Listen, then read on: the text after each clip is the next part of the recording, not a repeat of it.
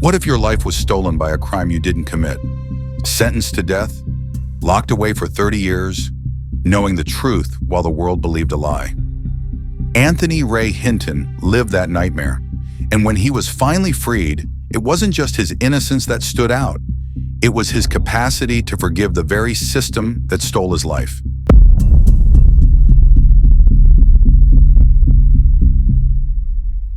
Anthony Ray Hinton was born on June 1st, 1956, in Alabama, a Southern boy from humble beginnings. He grew up in a working-class family about 30 minutes north of Birmingham. His mother, Buller Hinton, was the heart of their home, strong, faithful, and full of love. After graduating high school, he landed a job working in a supermarket warehouse. He was just 29 years old in 1985, living with his mother, leading a quiet life, until everything changed. That year, two fast food restaurant managers in Birmingham, John Davidson and Thomas Wayne Vason, were murdered in separate armed robberies. A third robbery happened shortly after. The only surviving witness from that third robbery, Sidney Smotherman, picked Anthony from a photo lineup. That was all it took to put Anthony Ray Hinton in the crosshairs of the law. Police came to the door. Anthony was at home with his mother. Confused, he was arrested without knowing why. Shortly after, Detective Doug Acker looked him in the eye and said something Anthony would never forget, though the exact words may differ depending on the source. "I don't care whether you did or didn't do it. In fact, I believe you didn't do it. But it doesn't matter. If you didn't do it, one of your brothers did, and you're going to take the rap." Then came 5 reasons spoken out loud that would seal his fate. Number 1, you're black. Number 2, a white man's gonna say you shot him. Number 3, you'll have a white district attorney. Number 4, you'll have a white judge. And number 5, you'll have an all-white jury. He was right on all 5. Anthony's public defender, he met Anthony and said, "Listen, all y'all always doing something and saying you're innocent." That was the start and the tone of his defense. The only evidence the prosecution had was this. They claimed the bullets from the crime scenes matched a .38 revolver found at Anthony's house. It was his mother's gun, legally owned, and it had never been used in any crime. They also didn't listen to Anthony's boss, who said Anthony was at work, mopping floors when one of the murders occurred. There were no fingerprints, no eyewitnesses, no motive, no real proof. But none of that seemed to matter. The jury didn't take long. Their verdict, guilty. Their sentence, death.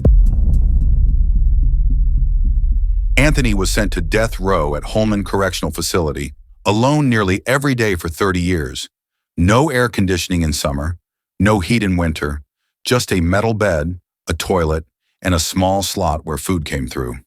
Still, there were days when even hope felt like a stranger. To survive, he used his imagination. He played chess in his mind, walked around his old neighborhood in his head, and even visited his mother in his dreams.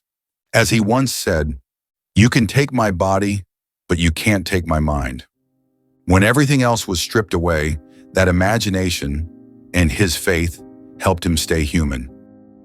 But death was always near. He watched 54 men and 1 woman walk past his cell on their way to execution. He said he could smell the burning from the electric chair they called Yellow Mama. On those days, he prayed, not just for the one being taken, but for the guards too. His mother, Bular, was his best friend and the strongest person he knew. She raised him with faith and discipline, always teaching him to do what was right. When he was arrested, she never once doubted his innocence. From prison, he wrote her letters and thought about her every single day. Her belief in him gave him strength. But when she passed away, Anthony wasn't allowed to attend the funeral.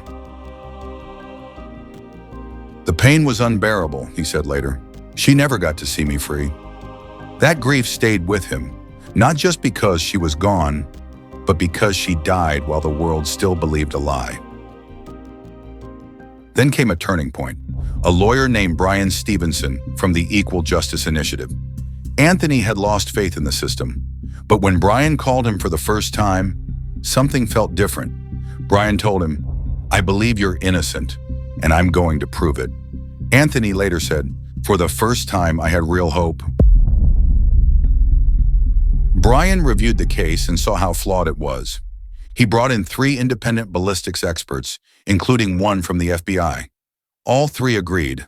The bullets did not match the gun found at Anthony's house. Even then, the state of Alabama refused to reopen the case for years. But Bryan kept fighting. After more than a decade of legal work, the case went all the way to the U.S. Supreme Court.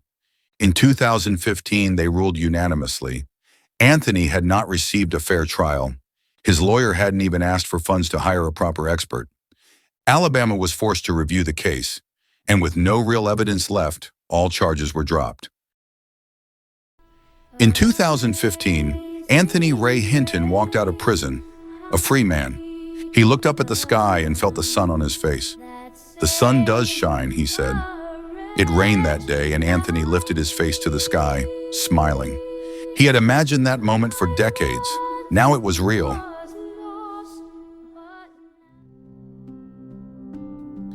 Anthony spoke about this with calm but undeniable truth. 8 years after my release, no one from the state of Alabama, the prosecutor's office, or the judge has apologized. I still haven't been compensated for the years they took from me. But even in that heartbreak, Anthony chose something remarkable.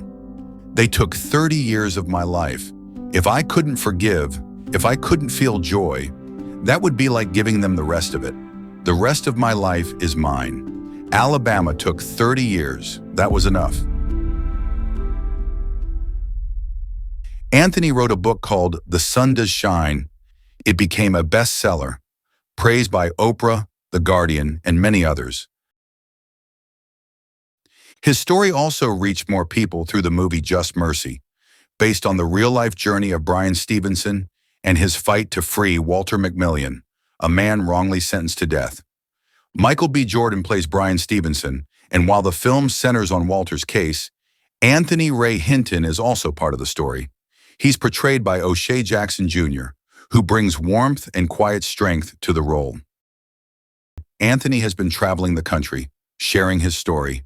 He's spoken at schools, churches, colleges, and even inside prisons. And wherever he goes, his message is simple and powerful. The death penalty is a form of modern-day lynching. In 2019, St. Bonaventure University gave him an honorary doctorate. In 2023, he gave the graduation speech at Emory University, honored not just for what he survived, but for how he chose to live after. Today, Anthony keeps speaking out. He talks about wrongful convictions, the need for forgiveness, and how even in the darkest places, faith and laughter can keep you alive. Bryan Stevenson is still leading the Equal Justice Initiative, the same group that helped free Anthony and so many others. Every day, he's fighting to fix a system that punishes the poor, the innocent, and people of color. Anthony Ray Hinton is living proof of the human spirit, the kind that holds on to hope, dignity, and even laughter no matter what. He lost 30 years to a broken system, but he never lost himself, and that's what makes his story so powerful. For anyone still behind bars for a crime they didn't commit, in the darkest moments, remember, you are not forgotten. You are not alone. The truth will come no matter how long it takes. If the world turned its back on you, what would you hold on to? Share your story in the comments. Your voice matters. Someone out there needs to hear it today.